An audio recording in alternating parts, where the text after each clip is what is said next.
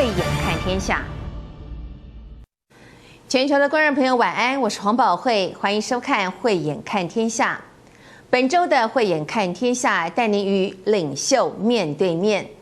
这次《慧眼看天下》采访团队继去年前进马来西亚首相府采访现任首相马哈迪之后，我们再次前往马来西亚，独家专访明年即将接任首相的执政党领袖安华。这也是全世界华文媒体首度与这位准首相面对面的第一人。回顾20多年之前，马哈迪和安华曾经是首相和副首相，但可能是因为安华的锋芒毕露、功高震主，最后两人因为立场相左而决裂。安华更是被2度关上了不名誉的罪名入狱。直到了去年，马哈迪和安华放下了恩怨，一向泯恩仇。在狱中的安华决定跟马哈迪联手，赢得了去年的大选，把92岁的马哈迪再度推上了首相大位。当选之后，马哈迪更承诺2年之后会交班给安华。回想起这一段的历史，安华用 move on 来形容心境，也就是向前行，忘记过去。在这次的独家专访中，安华不仅道出了自己的心路历程，更强调国家跟人民绝对是第一优先，展现十足的领袖风范。现在就先带您来看看马来西亚准首相安华的独家专访。慧眼看天下独家专访马来西亚准首相安华。马国政坛传奇，曾经2度入狱，历经谷底，却再次强势回归，即将接班强人马哈迪，带领马来西亚大步向前。与领袖面对面，黄宝慧独家专访马来西亚准首相安华，看他的风云政治路。周六晚间9点钟 ，ET Today 慧眼看天下，带您掌握全世界。I'd like to start our interview today with a question that I believe so many people in the world would like to know your true feeling. That the incumbent Prime Minister Tun Mahathir, he is your mentor, your leader, but he also put you in jail. However, you two worked together last year in last campaign, and you two also succeeded in winning back the power and forming a new government. Now, 1.5 years has already passed. So could you please tell us, how do you feel about the changes in Malaysia? And what is the driving force to keep you ongoing after so much sufferings? Well, I love my country, I love my people. And that must take precedent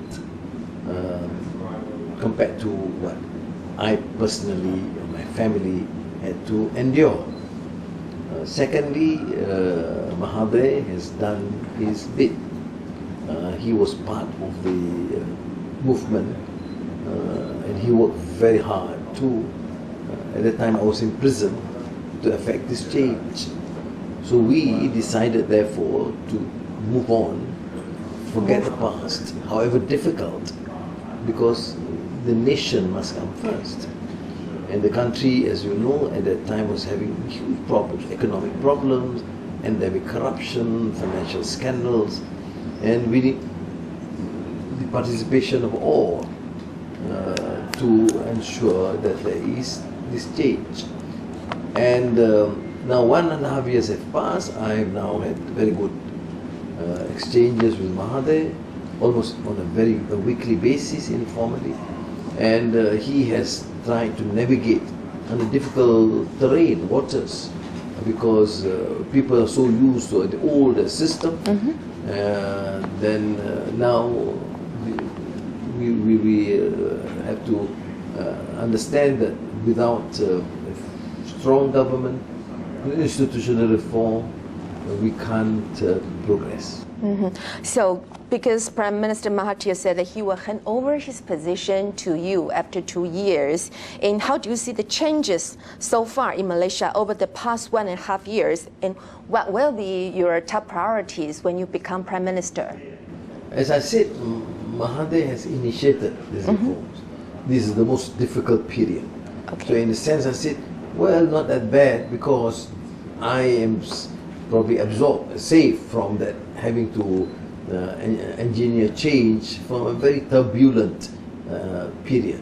He has done it, and I think my task is, of course, to consolidate, continue the institutional reforms, and also focus on the economy, because I think for us, traditionally, the United States, Europe, now we have to enhance investments from China, from Taiwan, and from India, for example. Yes. And I think other than domestic investments. Yeah. But this would require, of course, strong governance, good governance, accelerate the process of approvals, and a clean, transparent process. So you mentioned that we should focus on economy and also enhance investment. So I'd like to know, Malaysia has abundant natural resources, and the Malacca Strait also gives you geographic advantage for international trade. So China also wants to work with Malaysia for the Belt and Road Initiative.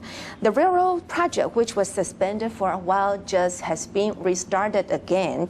So what is Malaysia's attitude towards the Belt and Road Initiative, and will the Chinese investment bring positive influence to Malaysia? No, as a principle, we invite investments. We do not discriminate or favor any country. Since China is an important economy, we welcome them. On the Belt and Road Initiative is an initiative which will benefit both ways, we can support. But on the railway project specifically, because they dealt with the old government, we thought we need to review some of the arrangements without prejudice. In fact, many other contracts with the old contracts are being reviewed that included the railway project. But after the series of tough negotiations, we are pleased to say that at least we are able to progress.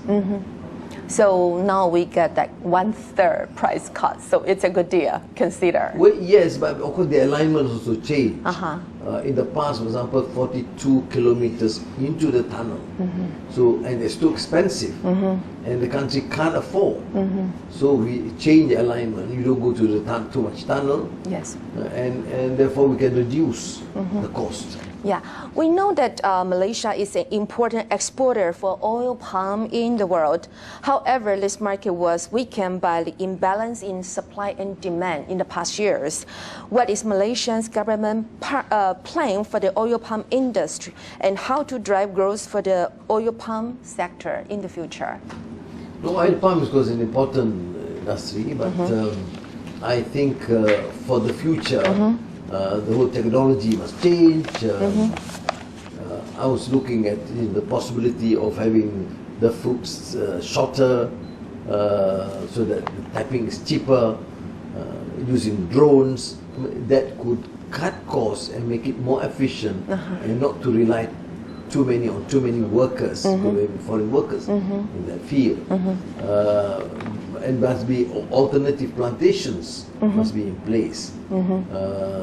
Right now, of course, China and India are the biggest clients buying our oil palm, but I think we will, and the price has not been too good in the last years, and we have very massive production from Indonesia. So that's why I'm saying that we can continue, we can attract by very good bilateral relations with these big countries who import a lot of our palm oil, then it may help. Yeah, it may help, because the oil palm industry in Malaysia accounts for more than 70% of the GDP. And however, but due to the past as well as the pressure from those environmental protection organizations like Greenpeace, so now the industry is facing bottlenecks. And as agriculture is the foundation for Malaysia, so what major else can the Malaysian government take to help the oil palm industry? Well, as I said, number one, where the industry is proven to be involved in emission of carbon, for example, in peat soil, then of course that has to stop. But otherwise, it is grossly unjust and unfair for foreign countries, particularly Europe, to now use this, because these are, a plantation that's been going on for decades, and it's also our survival. We can respond positively in the event that, like as I said, peat or soil, which is the highest emission of carbon, that can stop. Yes. And you see this burning that causes haze in the whole region. Yes. These things need law enforcement against companies that are proven to be responsible. But otherwise, we need to continue with having Malaysia as an important tourist destination, and to refocus on issues like IT, robotics, big data, Internet of Things, and because this is our workforce quite qualified, and the education system, particularly in the language, yes, both in the national language, we have English and Mandarin taught. This is to us a plus. Not many countries have that sort of trilingual in this region. Then, of course, we divest even agriculture, yes, which is more generated by technological know-how. Yes, yes. Due to Malaysia's important strategic location, not only China, but also the US and Europe would like to work more closely with your country, Malaysia. And from Malaysia's strategic perspective, how can Malaysia strike a balance among China, Europe, and the US, especially on the issue of the South China Sea? And what is the best way you think to serve Malaysia the best interest? We have been always suggesting there should be a multilateral effort, because the Chinese say probably it's a bilateral sort of arrangement. But we are a small country. We need to have this understanding among our ASEAN countries, then to continue with this engagement with China, to decide on the parameters and the demarcation of our borders. This is important to my mind. Because, as I said, okay, China is an important country, but then territory is territory. Yes. It should be well, properly negotiated, so that it's not seen to be at the expense of any party. Yeah. Territory is territory. So you must have paid close attention to what happens recently in Hong Kong. And we noticed that Tun Mahathir, he and many world leaders has recently expressed that Hong Kong Chief Executive Carrie Lam should resign. So what is your view about this situation in Hong Kong? No, I think, of course, the Chinese authorities have been quite tolerant of the protests been going on. I think some of the issues raised, the fact that they responded positively, partly, at least gives an impression that some of the demands are quite reasonable. Of course, for me, my background, I've been involved in some serious demonstrations, although I am strong against any form of perpetration of violence.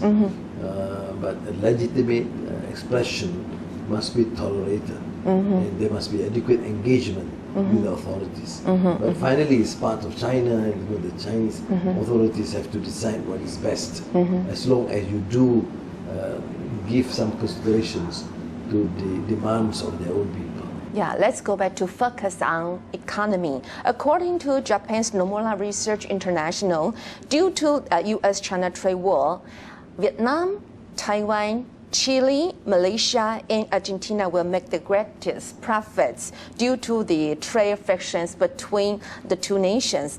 Moreover, Malaysia's export in waste metals, natural gas, and benzene have increased as a result. How do you see the development of the U.S.-China trade war, and will it really have positive impact on Malaysia's economy? Well, trade war is, to me, unfortunate. It is at the expense of developing countries, the poorer countries, and in this scale, I think the United States have overreacted because become more protectionist. And I said this in some of the international forums in Singapore. It is unfortunate because United States is supposed to be the beacon, the hope of free trade. Yes. And those days China, the communist system was more protective. But what's happening now, China is more open and America is becoming more protective. But in this ensuing trade war, both are not gaining economically, and the neighbors and the world suffer with the two largest economies. Yes. But as suggested, no more many studies to say that given the present predicament and that the fact that Malaysia of course suffer because we are a trading nation, but you can utilize and take advantage of this by inviting Chinese investments and American investments into Malaysia. I must admit that the Vietnamese are doing much better. They have been more proactive and aggressive in their investment missions. We are following behind a bit slow, and I've urged the government to be more aggressive in identifying what areas: IT, robotics, services industry, tourism. These are areas that we can fully exploit, other than high-end technology industry. Yeah, you also just mentioned that there's no discrimination in investment. And according to Taiwan's official statistic, the bilateral trade between Malaysia and Taiwan grew by 13.2% in last year, 2018, total $19.9 billion US, making Malaysia Taiwan's #7 largest trading partner. And Malaysia is Taiwan's most important trading partners in the ASEAN, only behind Singapore. Now, Taiwan is promoting its southbound policy. After you take office, will Malaysia expand its trade with Taiwan, and will there be more interaction? No, I think in terms of trade, of course there are concerns about diplomatic relations vis-a-vis the position of China, but I think with terms of trade and investments, we make it very clear, even to the Chinese, that we do invite trade missions, investments from Taiwan. They have the capacity, they have technological know-how, they have this niche in terms of technical and research expertise, including AI and IoT, etc. And I think we must fully collaborate with Taiwan in these areas. Yes, okay. And the new administration, including Minister of Finance Lin Guanying and Minister of Primary Industry Teresa Kwok Soo-Ching and Deputy Minister of Defense Liu Zhendong, they are all Chinese immigrants in Malaysia. And Chinese people accounts for total 25% of Malaysia's total population. So in which area do you think can the Chinese immigrant contribute the most to Malaysia? I consider them as citizens, family members of Malaysia. We don't treat them as immigrants, but that's about 60 or 100 years ago. So far, they've been doing well. I mean, they're in my coalition. From before, they've been a very important partner with my Justice Party and the DAP, which is mainly Chinese, local, ethnic Malaysian Chinese-based party. We work together very well, and I think we should continue this political, economic, and cultural relations. Our position is the Malaysian language is a national language. We place a lot of importance to the international language, English, but in the region, Chinese is a very important language, and we consider this as a positive thing for Malaysia.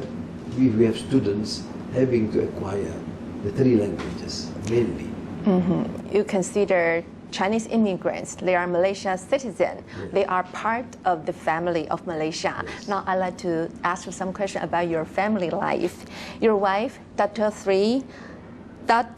Wan Aziza Binti Wan Ismail is not only incumbent Deputy Prime Minister, but also Malaysia's first female Deputy Prime Minister.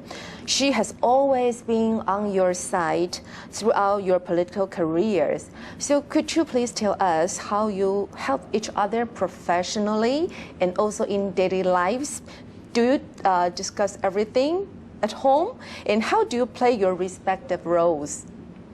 Well, she is a qualified ophthalmologist, Yes. trained in Ireland, so she's on her own volition. Is a medical doctor, professional, and she was at the helm, leading the party for the last 20 years. And during the most period when I was in prison, she was able to navigate from no seat in Parliament to now 50 seats. It's all under her leadership politically. But of course, unfortunately, because she's been a very important partner in my life. She listens to me, I listen to her. We have exchanges, we have some disagreements, but I think she's a wonderful lady. Wonderful lady. Yes, and now that your daughter, Wabi Nuruisa, she is also a member of parliament, and she is known as Puteri Reformasi.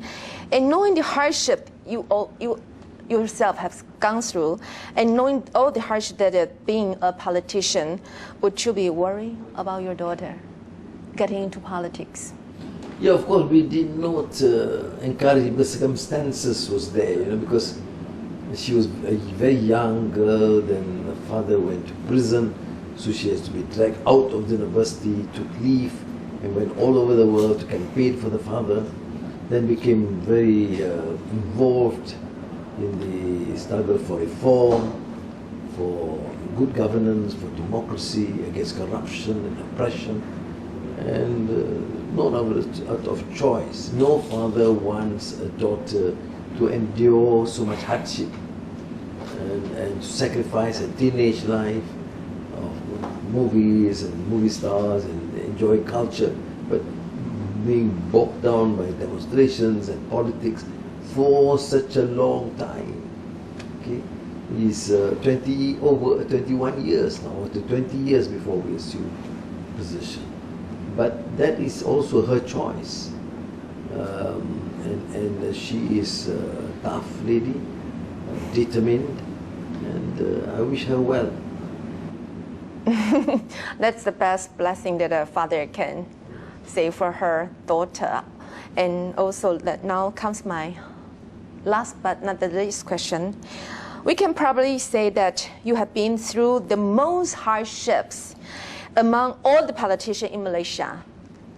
You have been behind the bars many times for many years, and now you are ready to serve as the Prime Minister. What do you expect people to see to succeed in the future? And what do you think the Malaysia people expect from you? And how would you like to be described in the history book in the future? Now, of course, I will do my best. I've been tested, I suffered immensely. But generally the people has been very kind, the public are very supportive.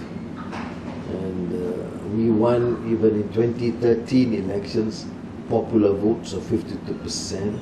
At a time when there was fraud in the electoral process, no free media, the judiciary and the enforcement agencies were all against us. Still, we won 52%. And in 2018, with Mahathir's party joining in, then we could form the government. Now, when it comes to my turn, I would only continue, but I think I will do my best. I will have to serve and repay for the kindness that the people of Malaysia have shown. This is a great country, a multiracial country, huge potential. We need responsible leaders. We need to make sure that institutions of reform are strong and leaders serve the people and not to enrich themselves through corruptions and many political systems throughout the world. And how do I remember? I always remember there's a man, Anwar, from a village, who in his life love his people and tried to do his best to help his people. Great words. Thank you, Dr. Sri. Thank you for your precious word.